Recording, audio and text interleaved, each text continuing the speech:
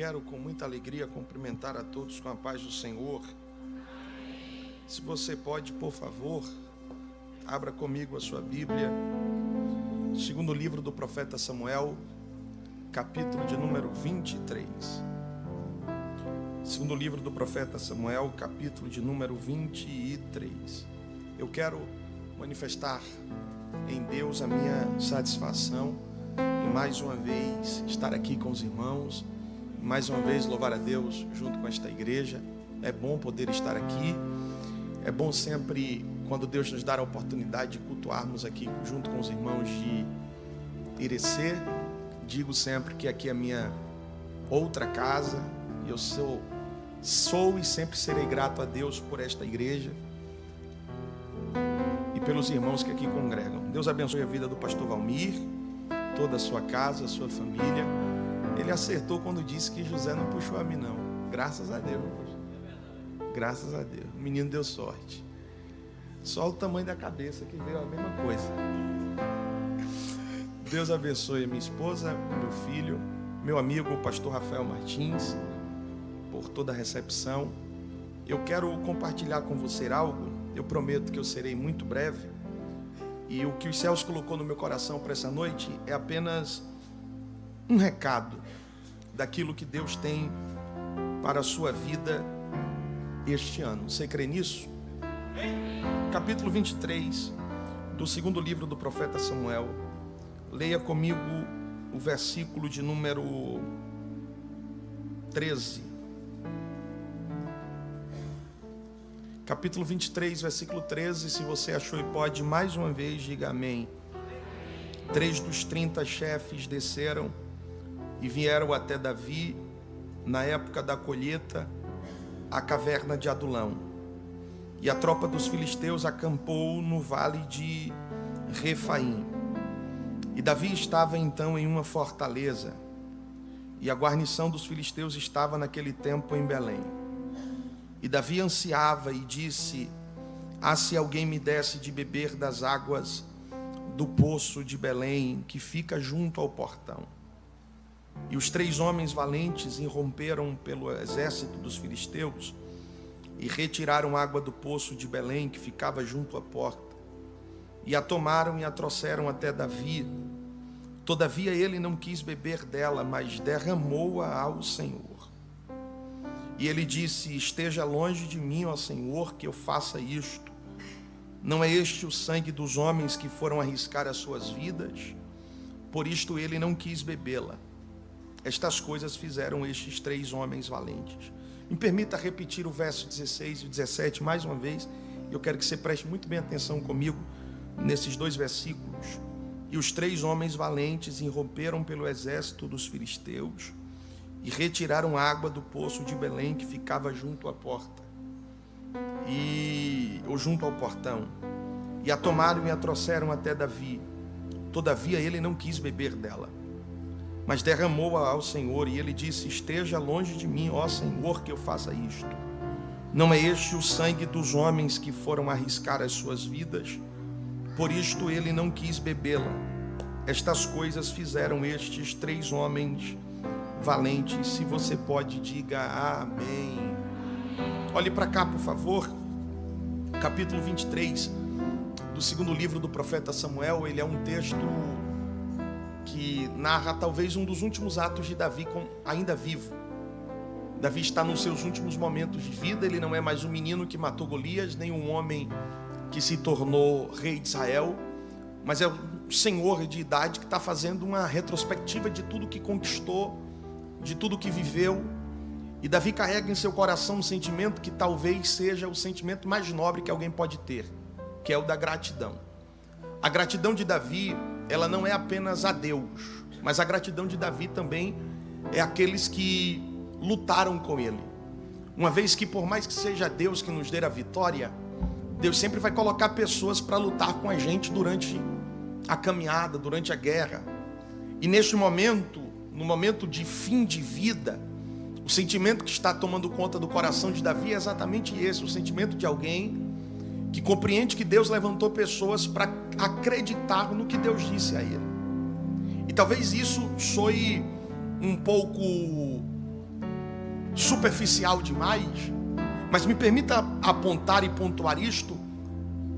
Não é tão fácil acreditar no que Deus disse a alguém.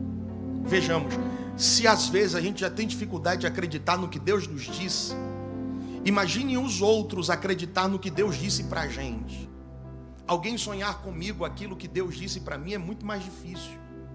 Alguém acreditar no que Deus me entregou é muito mais difícil. Até porque ninguém tem a obrigação de acreditar nisso, só quem tem a obrigação sou eu. Imagine quando esses homens, e segundo a própria história bíblica nos narra, diz que esses homens, ou parte desses homens chamados de valentes de Davi, que lutaram com ele, começaram com ele quando ele estava lá na caverna de Adulão, no capítulo 24 do primeiro livro do profeta Samuel.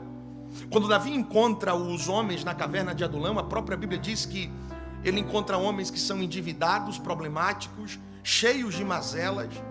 Eu resumo o encontro de Davi e aqueles homens na caverna como um encontro de quem não tem nada com quem tem muito menos.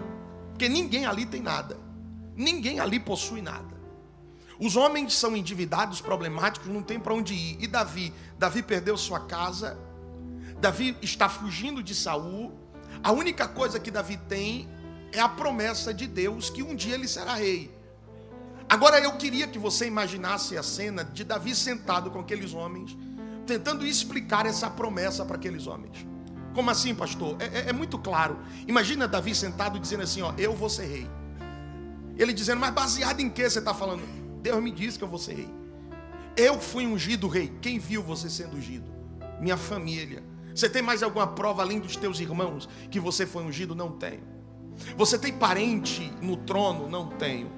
Você tem algum sangue real nas veias? Não tenho. E o que é que você tem? Só a promessa. Só tenho o que Deus disse e para mim isso basta. O mais engraçado ou o mais forte não é Davi acreditar nisso, porque como disse, repito, às vezes a gente acredita no que Deus nos disse. O mais engraçado e forte da história são os homens olhar para Davi e dizer, a gente vai lutar por você. Você não tem nada, você não possui nada, a única coisa que você tem é uma promessa, mas a gente vai lutar por você. Aquele menino que saiu por detrás das malhadas, que só tinha uma harpa na mão e cuidava de ovelhas que nem dele era, e que agora está olhando e dizendo, eu serei rei de Israel, porque Deus disse que eu vou ser rei de Israel. Esses homens lutam com ele, conquistam com ele e lhe colocam no trono. Eu sei. Eu não estou tirando, repito, o mérito de Deus, é Deus que faz. Mas o Deus que faz usa pessoas para lutar conosco. Esses homens lutaram com Davi e por isso estão sendo lembrados agora. Davi vai lembrar de cada guerra, Davi vai lembrar de cada momento, e Davi vai especificar a hora e o momento que cada um se destacou na guerra. Eu me prendo ao texto que lemos, porque é desses três que eu preciso e quero pregar aqui essa noite, mas eu queria pontuar pelo menos duas coisas aqui muito rápidas sobre esses homens, e eu já entrego o microfone, mas eu preciso que você compreenda isso aqui. O texto começa a dizer que há uma guerra estabelecida. Davi agora já é rei, tá? Davi, do capítulo 23 do segundo livro do profeta Samuel, quando ele narra essa guerra, ele já é rei. Quando esta guerra aconteceu, ele já estava no trono. Esse Davi que está sentado no trono está enfrentando uma guerra contra os filisteus, que era um inimigo que nunca desistia. Desde a época de Saul, até mesmo antes de Saul, os filisteus já tentavam derrotar o povo de Deus. Agora eles decidiram descer até um vale chamado Vale dos Refaíns. Quando eles chegaram no Vale dos Refaíns, eles descobriram que tinha uma cidade pequena, não muito importante, porque é uma cidade do interior, se assim eu posso falar. Não é uma cidade metrópole, nem muito menos uma cidade pujante economicamente. Mas eles descobriram que essa cidade importa para o rei Davi. Que cidade é essa? Belém. Importa porque é de lá que ele veio. Então o que é que os filisteus fazem? Desta vez nós vamos cercar Belém. Belém vai ficar cercada, tomada, fechada, e ninguém entra e ninguém sai dessa cidade. E nós vamos esperar Davi vir, porque Davi vai vir lutar conosco. É a cidade do coração dele, é a cidade do amor dele. Quando ele vir lutar, a gente contra-ataca e vence a guerra. Ok. Eles cercam a cidade.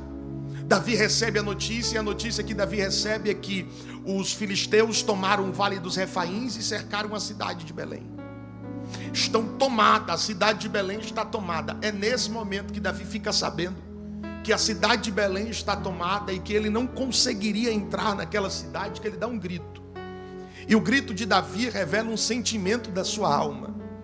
O grito que ecoa no coração de Davi é: quem me dera beber da água do poço que está da porta, o próximo à porta de Belém. Eu queria ir agora até aquele poço e beber desta água. Eu queria estar ali agora. Sabe o que eu acho interessante, Rafa? É que em qualquer momento dele sentado no trono, ele poderia ter ido beber água. Em qualquer momento, desde que ele sentou e desde que ele está comandando Israel, ele poderia se levantar e ir, mas ele nunca quis. Este poço é o mesmo poço onde os pastores levam as ovelhas para beber água. Davi estava naquele poço todo dia, quando ele só tinha uma harpa. Davi estava naquele poço todo dia, quando a única coisa que ele tinha era as ovelhas de seu pai para tomar conta. Todo dia Davi estava no poço com a harpinha na mão, cantando: o Senhor é meu pastor e nada me faltará. Só que agora Davi não é mais só pastor. Agora Davi não tem só mais uma harpa. Agora Davi está sentado no trono. A vida melhorou. As coisas estão mais confortáveis. E junto com o conforto da vida, Davi ganhou outra coisa. O que, pastor? Esquecimento. Não entendi. É muito direto e claro. É, Davi, quando você não tinha nada e a única coisa que você tinha era uma harpa e as ovelhas de seu pai para tomar conta, todo dia o poço te via. Mas depois que você sentou no trono e a vida parece que melhorou um pouquinho, não aconteceu na tua vida tudo o que Deus quer ainda. Não aconteceu na tua vida tudo o que Deus prometeu. Melhorou um pouco. E o pouco que melhorou foi o suficiente para você esquecer da água do poço. O pouco que melhorou foi suficiente para o poço não ser mais cotidiano. Pelo contrário, agora é um desejo que apareceu do nada. Mas você poderia ter ido semana passada, você poderia ter ido mês passado. Por que você não foi? Porque estava confortável demais, porque estava tranquilo demais. Pastor, eu ainda não consegui compreender qual é a ideia da mensagem aqui essa noite. Posso ser muito claro e direto? Fique com raiva de mim não. Você lembrava mais do poço quando as coisas estavam mais apertadas. Você lembrava mais de dobrar os joelhos quando a vida estava mais difícil. Você lembrava mais daquele cantinho de oração quando o teu marido ainda não tinha aceitado a Cristo. Você lembrava mais de pegar o seu odre, o seu utensílio de pegar água e ir até a fonte e pegar a água. Por quê? Porque não tinha nada. E aí, por não ter nada, a única coisa que te restava era aquela fonte. Mas a vida melhorou um pouco, não é? Deus não cumpriu tudo, cumpriu algumas coisas. E essas algumas coisas foram suficientes para você ser tomado por uma amnésia espiritual. Você lembra de um bocado de coisa, mas aquele cantinho de oração no teu quarto nunca mais você visitou. Você lembra de um bocado de coisa, mas aquele cantinho no fundo da tua casa você nunca mais foi.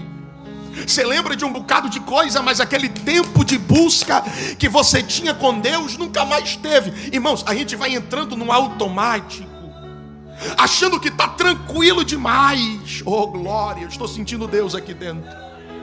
Achando que está sossegado demais. Está bem, eu estou confortável. Oh glória. E o conforto vai roubando. Oh, glória a Deus. O conforto vai roubando a tua sede de buscar. O conforto vai roubando a tua sede de pegar daquela água e beber. E eu imagino, oh glória, eu imagino, cabeça de pregador, Deus olhando de cima para baixo e dizendo: estou com saudade, Davi, de quando você pegava a harpa e cantava assim como a corça. Anseia por águas, assim a minha alma tem sede. Oh glória.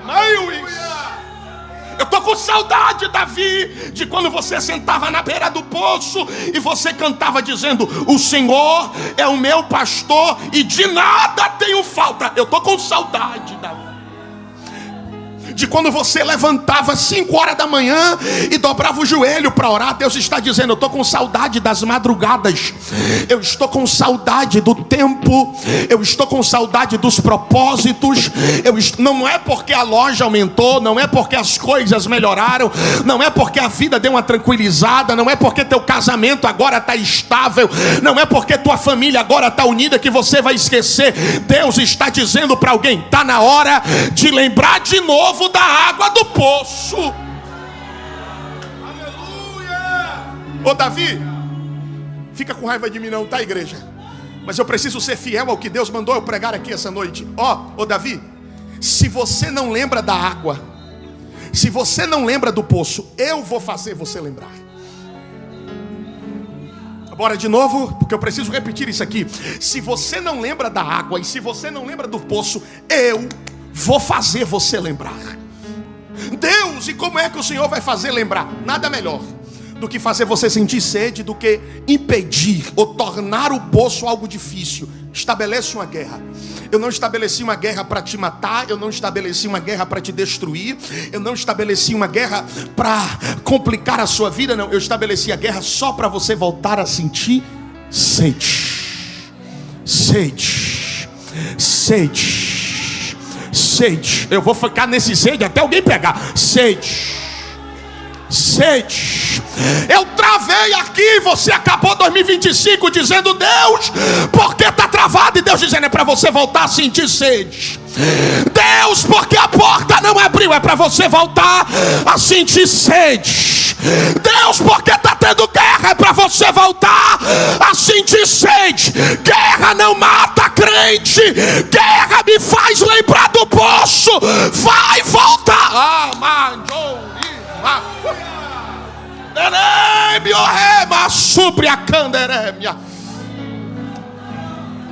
É para voltar a sentir sede. Está tranquilo demais, está sossegado demais. Então deixa eu estabelecer um tempo de guerra. Quem me dera beber da água. Já estou encerrando. Quem me dera beber da água. Ela era hemácia. Quando Davi grita, a glória de Deus está aqui. Quando Davi grita, tem 30 valentes. Quantos valentes? Muita gente para pouco 30. Fale com fé em nome de Jesus. Tem quantos valentes? Quando Davi grita, tem 30 valentes. Dos 33, quantos? Tinha quantos? Quantos ficaram? Dos 33 disseram: o senhor quer água? A gente vai buscar. 27 ficaram sentados. Porque se tem uma coisa que todo mundo tem que aprender, é que nunca todo mundo vai. É sempre a minoria. Se o assunto fosse outra coisa, e a maioria, mas como o assunto é buscar água, vai a minoria. Eu sei que você é crente, você está entendendo? Não, pastor Valmir, com todo o respeito que eu tenho aos pastores que estão aqui, que são muito mais experientes do que eu, mas eu preciso falar isso aqui. Pastor sempre tem que entender que a maioria nunca vai. A maioria nunca está disposta. A maioria nunca levanta. O líder tem que entender que a maioria nunca vai. Dos 30 é 10%, é 3 que levanta. Oh glória. E o interessante é que o meu Deus nunca esteve preocupado com quantidade. Ele está preocupado com o resultado de quem decide ir. Se 3 é que decide ir, então eu vou fazer dar certo com 3. Elema. Eu libero uma palavra para a igreja direcer essa noite. Não haverá insistência em trabalho. Eu sei que quem é crente está entendendo. Não haverá insistência no serviço. Quer fazer? Faça. Não quer? Sente e fica olhando. Mas com quem quiser, Deus vai fazer dar certo. Amado Remas. Remas.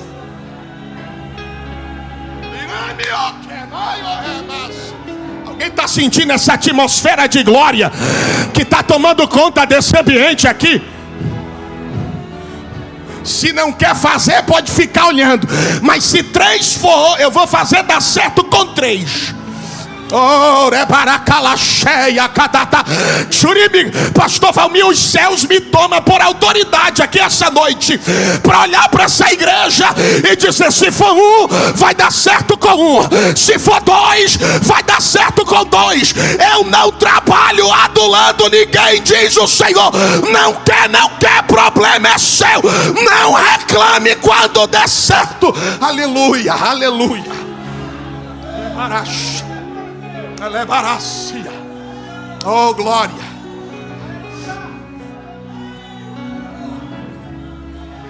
Eu sei que o que eu vou falar aqui, para os mais atentos, é especulação. Mas me permita conjecturar, sem forçar o texto. Eu imagino os 27 que ficaram olhando um para a cara do outro e dizendo: eu ir buscar água? Se Davi quiser, ele que vá. Eu vou só porque ele quer. Ele é muito bonito para eu ir só para obedecer à vontade dele? Para eu ir só porque ele disse que faz? Só porque ele disse que quer? Não, não vou não. Se ele quiser, ele que vá. Porque se tem uma coisa que desobediente ainda não entendeu, eu vou falar uma vez, você guarda e não esquece. É que a ordem é de Davi, mas a missão não é de Davi. Eu vou melhorar. A ordem saiu da boca de Davi, mas a missão não é de Davi. Vou falar de novo. A ordem saiu da boca de Davi, mas a missão não é.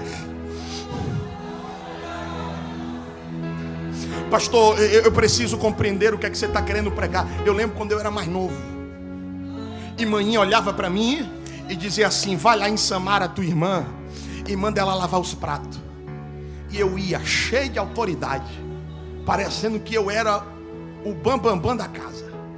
Olhava para Samara e dizia: Samara, vai lavar os pratos. Ela olhava para mim e dizia assim: não vou não, porque você não manda em mim. Eu dizia: você acha que sou eu que estou mandando, mas não sou eu, é mãe. E quando ela entendia que era manhinha, ela pegava a bucha de prato e o detergente ia lavar rapidinho. O nosso problema é que a gente acha que o porta-voz é dono da mensagem, que o porta-voz é dono da missão, mas ele não é dono. Oh, glória! Oh, glória! Oh, o porta-voz não é. Pastor, tá na Bíblia? Tá, é só você ler o texto.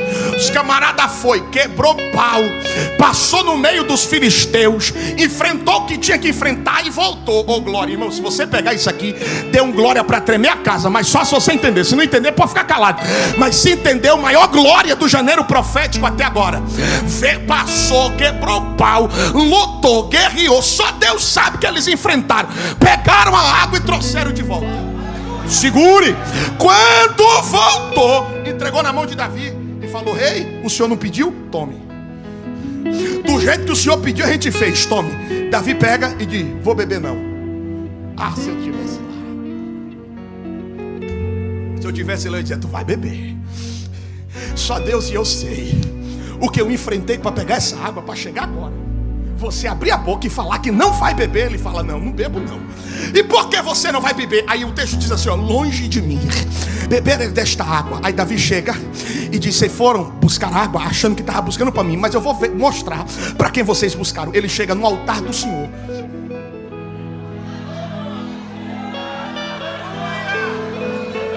Quando você cantou, você não cantou para o pastor.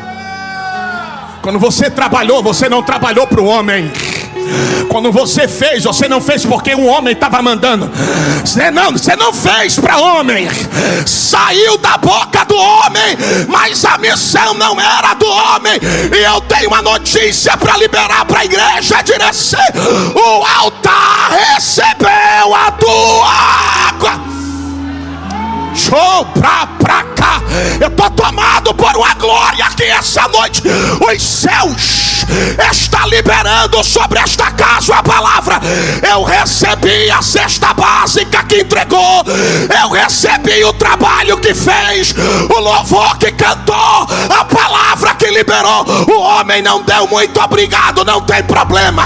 Teu nome não foi lembrado, não tem problema. A missão era minha. Eu recebi.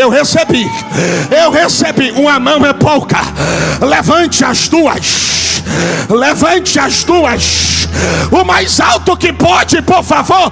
Levante as. Oh glória. O céu que manda e que comanda essa casa está dizendo: o meu altar recebeu. Quem recebe a palavra, abre a boca para adorar, vai. Abre a boca para adorar, vai. Quem é do glória, libera glória para ele. Quem é do aleluia, libera aleluia para ele. Quem é batizado em línguas, receba. Os céus está dizendo: tem 10 anos que você fez, tem 15 anos que você fez, tem 20 anos que não tem problema. Eu recebi. E os céus está dizendo: até hoje nada veio para o meu altar para ficar sem resposta. Haverá. Quem recebe, abre a boca, crente. Quem recebe, abre a boca, crente.